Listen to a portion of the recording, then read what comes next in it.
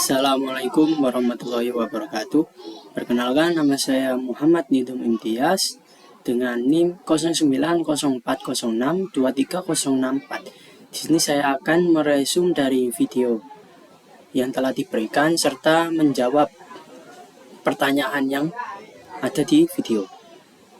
Pertama, saya akan meresum pada bab yang dijelaskan pada bab 12 yang judulnya ilmu tafsir. Nah, pada video tersebut dijelaskan definisi tafsir itu adalah berbagai aktivitas yang berupaya menyingkap makna yang paling jelas dan tepat di antara makna yang dimuat oleh teks lafal ayat Al-Quran sehingga berfungsi sebagai penjelas pesan Allah. Nah, sedangkan pengertian dari takwil itu memalingkan lafal dari makna yang zahir kepada lafal yang muhtamil, yang maknanya tidak bertentangan dengan Al-Quran dan As-Sunnah. Nah, sedangkan terjemah itu artinya merupakan proses memindahkan dari satu bahasa ke bahasa yang lain, yakni menerangkan dengan bahasa lain. Nah, aktivitas terjemah atau terjemah ini sesungguhnya bukanlah tafsir, beda dengan tafsir. Terjemah dalam istilah disiplin ulumul Quran itu ada dua jenis. Yang pertama terjemahan harfiah, yang kedua terjemah tafsiriyah atau maknawiyah. Nah, ada juga 4 jenis penafsiran yang berdasarkan pada tradisi tafsir. Yang pertama, penafsiran Al-Quran oleh Al-Quran. Yang kedua, penafsiran Al-Quran oleh Nabi. Yang ketiga, penafsiran Al-Quran oleh sahabat Nabi. Dan keempat, penafsiran Al-Quran oleh para tabi'in.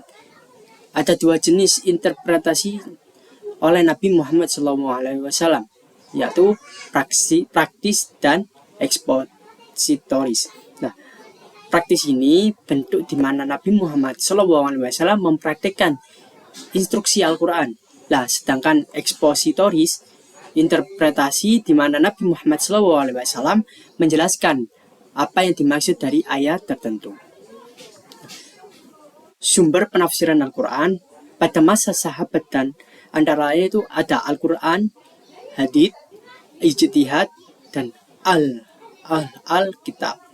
Nah, penafsiran Al-Quran pada masa sahabat ini telah terjadi penafsiran bil ar-roi, tetapi harus memiliki persyarat atau nama lainnya kode etik. Nah, apa saja sih kode etiknya? Pertama, mengenal tata bahasa Arab. Yang kedua, mengenal budaya dan karakter Arab. Yang ketiga, mengenal keberadaan kaum Yahudi dan Nasrani di Jazirah Arab pada waktu turunnya Al-Quran. Yang keempat, yang terakhir ini penguasaan terhadap Al-Quran termasuk asbab an-nuzulnya. Nah, pemicu lemahnya penafsiran bi'ar-rawiyah riwayah ini ada 3 penyebab. Yang pertama, banyaknya hadits palsu dalam penafsiran Al-Quran. Penyebab antara lainnya itu fanatik madhab atau aliran. Yang kedua, masuknya dan merembesnya cerita Israiliyat. Yang ketiga, membuang sanad dalam periwayatan. Nah, Israiliyat ini apa sih? Israiliyat ini adalah cerita yang dikisahkan dari sumber Israel. Dalam istilah ini, semua cerita lama, baik yang bersumber dari Yahudi maupun Nasrani, atau semua agama di luar Islam yang merembes pada penafsiran Al-Quran dan Al-Hadits. Nah, Israiliyat ini dari segi sah atau tidak sahnya terbagi menjadi 2, yaitu cerita yang sahih itu boleh diriwayatkan, dan yang kedua ini tidak sahih, tidak boleh diriwayatkan. Lah, sedangkan dalam segi sesuai atau tidaknya terbagi menjadi 2 juga. Nah, yang pertama, cerita yang sesuai dengan syara itu boleh diriwayatkan dan boleh diambil. Dan yang kedua, cerita yang tidak sesuai syara maka tidak boleh diriwayatkan. Nah, dalam segi lainnya atau segi materi, Israiliyat itu dibagi menjadi 3. Yang pertama, berhubungan dengan akidah. Yang kedua, berhubungan dengan syariah itu hukum. Yang ketiga, berhubungan dengan nasihat atau peristiwa atau kejadian yang berkaitan dengan akidah maupun hukum. Nah, ayat-ayat Al-Quran dapat diklasifikasikan menjadi 4 kategori. Yang pertama, ayat yang dapat dimengerti secara umum oleh orang-orang Arab berdasarkan pengetahuan bahasa mereka. Yang kedua, ayat yang tidak ada alasan bagi seseorang untuk tidak mengetahuinya. Yang ketiga, ayat yang tidak diketahui kecuali oleh para ulama atau pakar, mengukur persyarat-syarat penafsiran dan bidang keahlian sesuai kompetensinya. Yang keempat, yang terakhir, ayat yang tidak diketahui kecuali oleh Allah, menyangkut materi ayat metafisika harf al-mutaqatta'ah.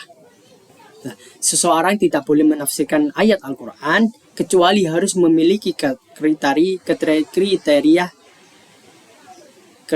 yang disediakan. Di sini ada 4 kriteria yang harus dipenuhi untuk boleh menafsirkan Al-Quran. Yang pertama, memiliki pengetahuan tentang bahasa Arab dalam berbagai bidangnya.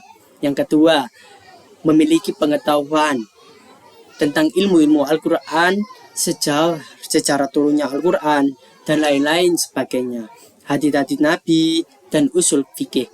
Yang ketiga, memiliki pengetahuan tentang prinsip-prinsip pokok keagamaan. Yang ketiga, memiliki pengetahuan tentang disiplin ilmu yang menjadi materi bahasan ayat. Nah, perkembangan tafsir Al-Quran sejak Nabi Muhammad SAW, para sahabat, sampai dengan zaman kini dapat diklasifikasikan ke dalam 2 kategori.